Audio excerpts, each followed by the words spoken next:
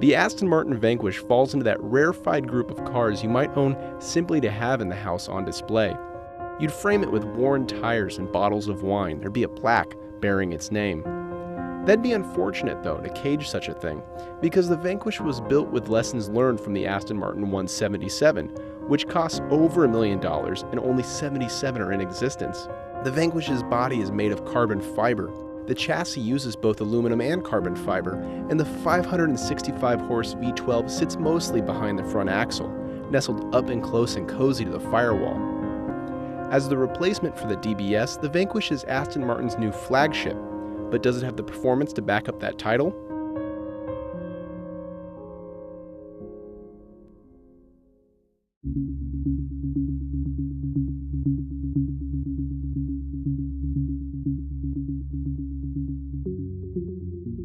The new Vanquish has launch control and it's very effective. The first thing you want to do though, not because it makes you faster, but because it makes the car sound so much nicer, is hit this little S button right here.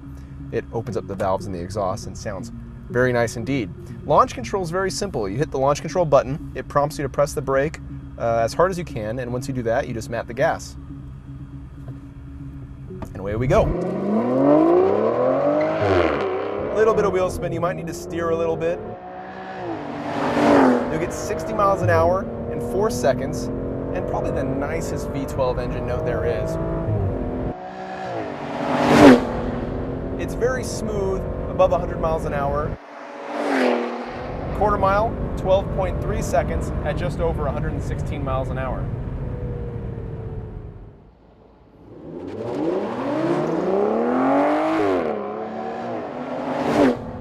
And for our 60 to 0 braking test, we have very sticky Pirelli P0 tires and big carbon ceramic discs at all 4 corners.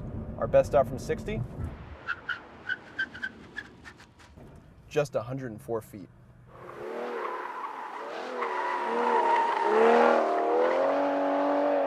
Now we begin the figure 8 test of the Aston Martin Vanquish. This is a big car, and you notice that quickly around the figure 8. It's partly because your view is obstructed by the engine. There's a lot of understeer mid-corner, more than I would expect for a sports car or even a Grand Touring car like this. And the reward is exiting out of a corner and just listening to that V12 sing. It is glorious.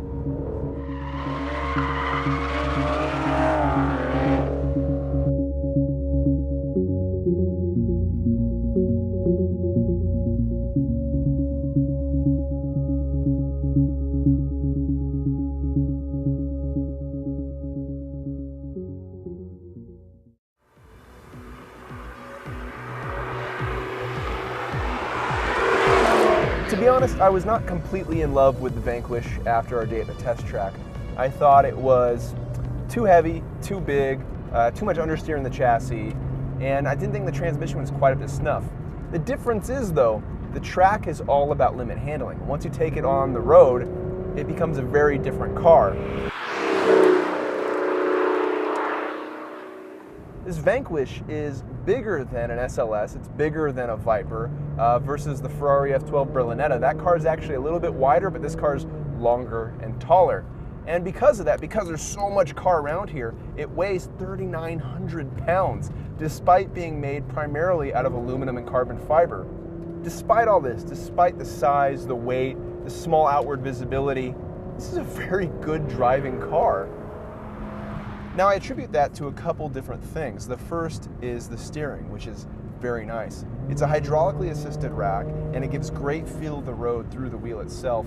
When it comes off center though, it just gives you such good reaction from the front tires that you barely have to do any work on the steering itself. It's very pleasant. The ride is also helping as well.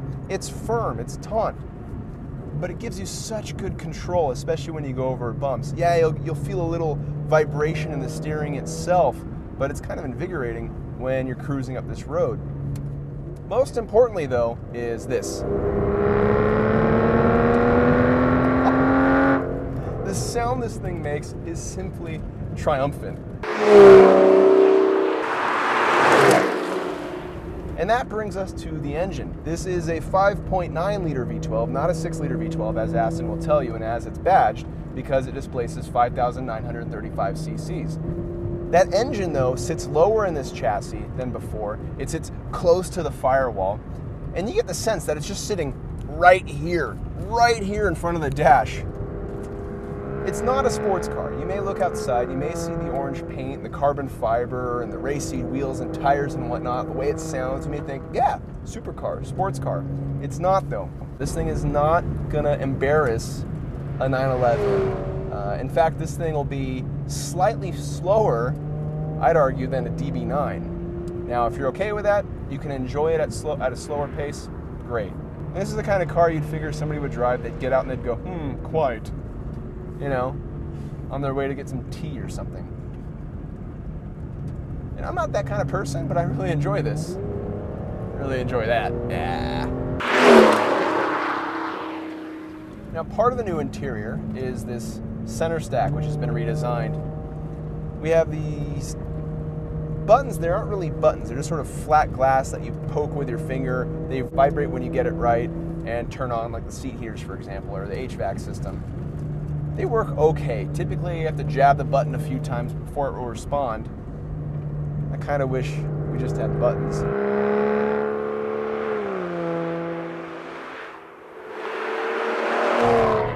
Did you know that cow farts are really bad for the atmosphere? In fact, some argue that cows are worse than cars. I bring that up because of the Vanquish's interior, which is just covered in leather. See, on the roof even. And when you look at this interior and you see the leather on all the surfaces, on the doors, on the roof, on the center armrest here, you have to think about how many cows died to make this interior. This car is a cow-killing machine, making it really environmentally friendly when you think about it. The most rewarding moments with the Vanquish aren't the ones when you're throwing it through an apex with the tires spinning and with sweat on your brow, but when you're driving smoothly, reveling in the sound it makes and the sensation of guiding it through a road. And when, after you've parked it, you admire it from a distance. Take the Vanquish for what it intends to be, not what the carbon fiber neckbeard and name hints at, and you have an unmistakably special car.